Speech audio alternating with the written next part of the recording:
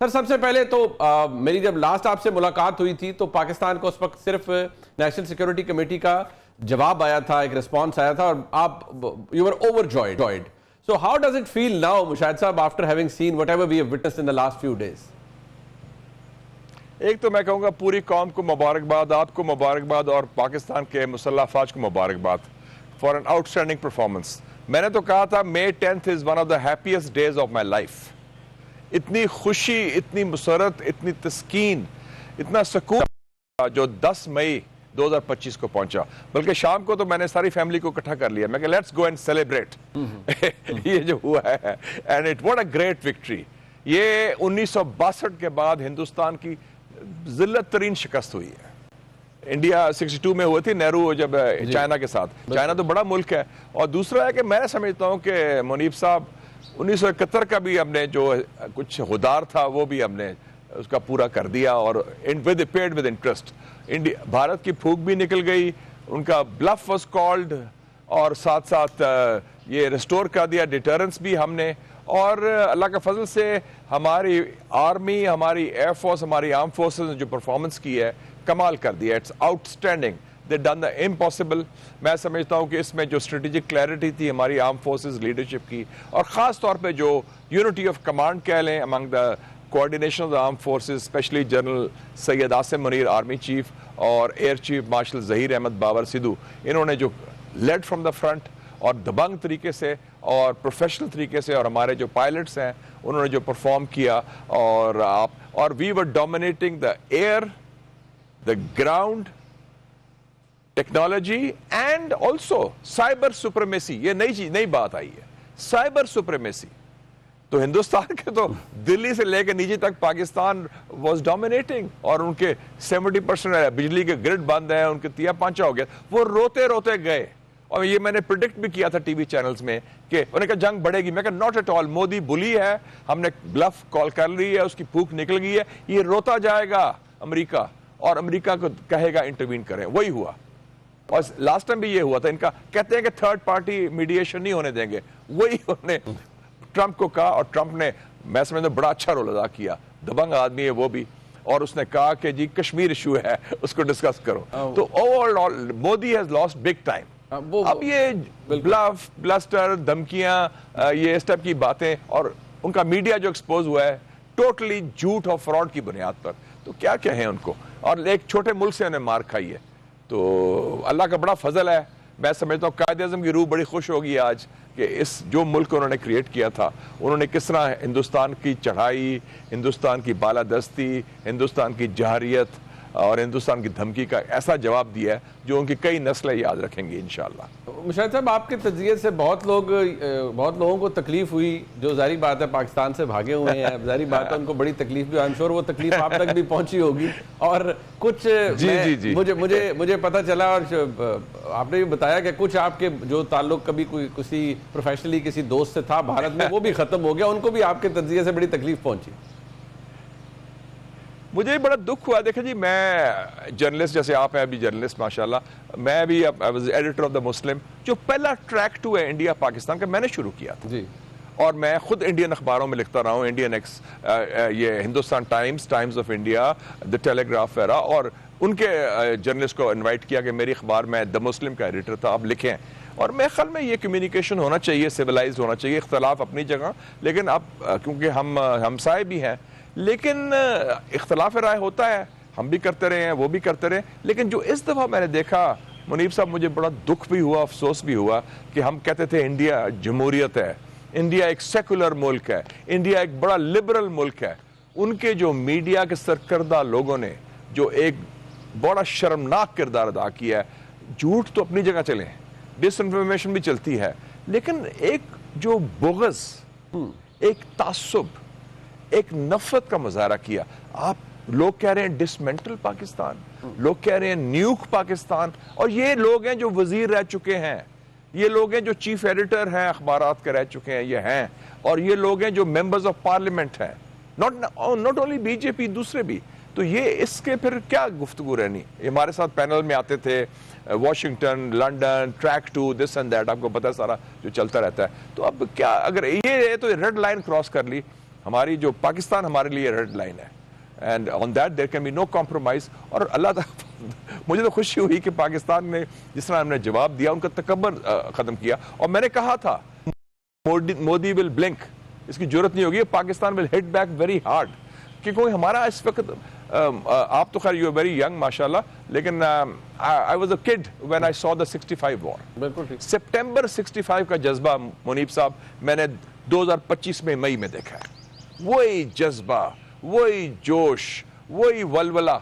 And एक और चीज, खौफ का खात्मा। कोई खौफ नहीं कि हिंदुस्तान क्या करेगा, बल्कि लोग कहते हैं मुझे यार क्या इंतजार क्यों कर रहे हैं हम लोग, पहले क्यों नहीं करते। So they were itching for it and they were not scared. तो that's a sign of a very dynamic जिंदा दिल कौम माशाल्लाह। तो ये एक बड़ा, और जो कौम की यकजहती हुई है विद आर्म फोर्सेस, एक पेज पर, सिर्फ नहीं एक पेज पर मुकम्मल यकजहती कि जी ये हमारा दुश्मन है, हमने मिल के मुकाबला करना है। तो मेरे ख्याल में ये पाकिस्तान, और चर्चिल की किताब में पढ़ा था, देयर फाइनेस्ट आवर, उन्होंने लिखा था वर्ल्ड वॉर 2 के बारे में, this was our finest hour that we rose to the occasion. माशाल्लाह। बिल्कुल। अच्छा मुशाहिद साहब, आपने क्योंकि बड़ा क्लोजली देखते हैं, ये आपने पहले भी प्रेडिक्ट किया कि Modi will blink, and obviously that's what exactly happened. Issue ये है कि, और मैंने कहा था ट्रंप विल इंटरवीन, मैंने ये भी कहा था अमेरिका विल इंटरवीन। ऑल्दो हमें लग रहा था एक दिन पहले जेडी वैंस कह रहे हैं एक इंटरव्यू के अंदर कि कोई वो हमारा ताल्लुक नहीं है, ये we can not make them do stuff. But अब मुझे ये बताइए कि सर CNN पे, I am sure you must have come across, एक स्टोरी है अबाउट सम क्रिटिकल इंटेलिजेंस जो कि मिली अमेरिका को, and obviously they rush to, या इंडिया ने उनको रश किया है, जो भी था। अब मोदी ने आज अपनी स्पीच में कहा है कि हम न्यूक्लियर किसी उससे ब्लैकमेल नहीं होंगे। यहाँ डिफेंस मिनिस्टर कह रहे हैं we never even got close to it. So exactly what can you assess कि क्या हुआ होगा दैट स्ट्रक द अमेरिकन्स और स्ट्रक द इंडियंस?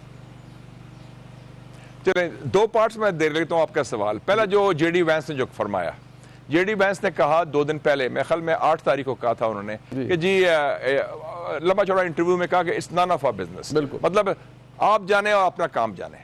मैंने किसी टीवी चैनल से मुझे पूछा कि ये तो बयान आ गया उनके नायब सदर का, मैंने कहा मैं इसको खैर मकदम करता हूँ, मैं वेलकम करता हूँ। इसका मतलब है अमेरिका अब न्यूट्रल है, और एज लॉन्ग एज के अमेरिका हिंदुस्तान का साथ ना दे, मैंने कहा हिंदुस्तान से हम अकेले निबड़ लेंगे, हम अकेले काफी हैं इंशाल्लाह। और ये मुझे खुशी हुई, नंबर 1।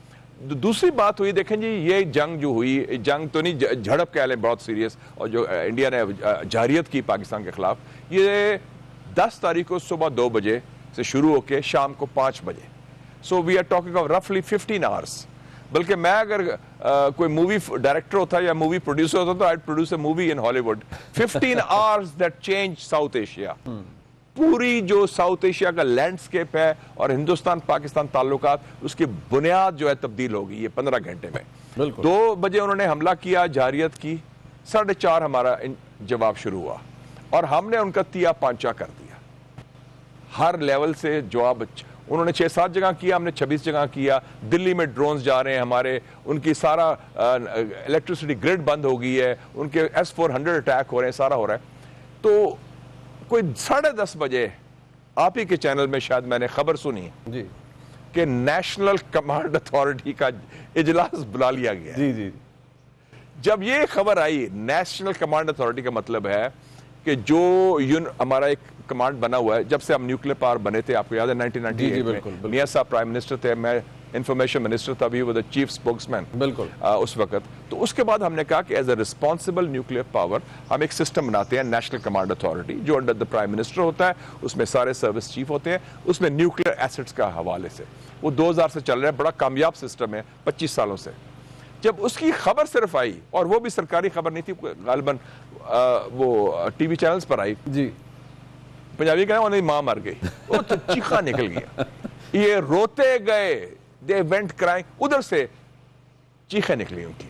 उनका एक व्यू है, मैं कहता मजाक से इंडिया में भी कह चुका हूं मैं, बाय द वे जो बात अभी मैं कहने लगा हूं, कि उनका व्यू, उनके पास what I call, they have, ये हिंदुत्व वाले जो खास तौर पे जो बहुत नफरत करते हैं मुसलमानों को, उनका एक व्यू है what I call the Mahmud of Ghazni complex. वो समझते हैं कि जो मुसलमान शुमाल से आता है ना, ये कोई बड़ा मरॉडर है, महमूद ऑफ गजनी है, ये आके पता नहीं इसकी नजरें दिल्ली सोमनाथ कहाँ है। तो एक थोड़ा सा खौफ भी है उनको कि इनको क्या है। तो मेरे ख्याल में वो, और उस खौफ को रीइंफोर्स करने में जनरल आसिम मुनीर और air chief marshal Zaheer Sidhu का भी किरदार था, थ्रू परफॉर्मेंस। नॉट कोई भड़क नहीं मारी, रेटरिक नहीं है, परफॉर्मेंस। रेटरिक कोई नो रेटरिक और कोई जबान से निकला नहीं। Action speak louder than words. हमने बता दिया कि जनाब we can hit you hard, we can hit you where it hurts and we will respond and will not take it lying down, और आप विल मेक यू ब्लिंक। और बुली का क्या होता है मुनीफ साहब? बुली आपको डराता है, धमकाता है, धमकी देता है, और फिर अगर आपको कहते हैं ना पंजाबी में दफा यरकानवे लगा दें आप, वो यरक नहीं जाते, वो खुद यरक जाता है, he backs off. That's what happened. और रोते गए अमेरिका के पास, उनको ये बड़ी खास मैसेजिंग और सिग्नलिंग, ये general Zia was an expert in that, वो करते थे 80s में, किया था 2-3 दफा कि जिस वो न्यूक्लियर की बात कर देना तो इंडिया बैक्ड ऑफ। तो ये हमने कुछ नहीं किया ना, हमने कोई ऐसी अंधिया दिया खुदा ना खास्ता, we are a very responsible nuclear power. हमने सिर्फ कहा कि नेशनल कमांड अथॉरिटी की मीटिंग कॉल हो गई है, कोई टाइम नहीं बताया, कोई वेन्यू नहीं बताया, लेकिन उस खबर से ही इसको इतना खौफ आया कि देन एवरीथिंग, वो कहते हैं पंजाबी चक वकर बह गए, that was the end of it. So that was the turning point. इसमें न्यूक्लियर ब्लैकमेल नहीं था, किसी किस्म का black, we don't do that. और हमने तो जो काम किया हमने तो अनाउंस किया, और हमने सच भी बोला कैजुअलिटीज क्या हुई हैं, किधर अटैक हुए हैं, what was hit, what was not hit. तो हमारा तो बड़ा it was up front end straight. उनका था क्योंकि वो स्टेल्थली, सरप्टिशियसली, स्नीकीली वो काम कर रहे थे, तो वो एक्सपोज हुए और वो फिर भागे गए अमेरिका के पास। तो जो CNN ने कहा ना अलार्मिंग इंटेलिजेंस वाज, तो इंटेलिजेंस नहीं थी, वो यही बात थी।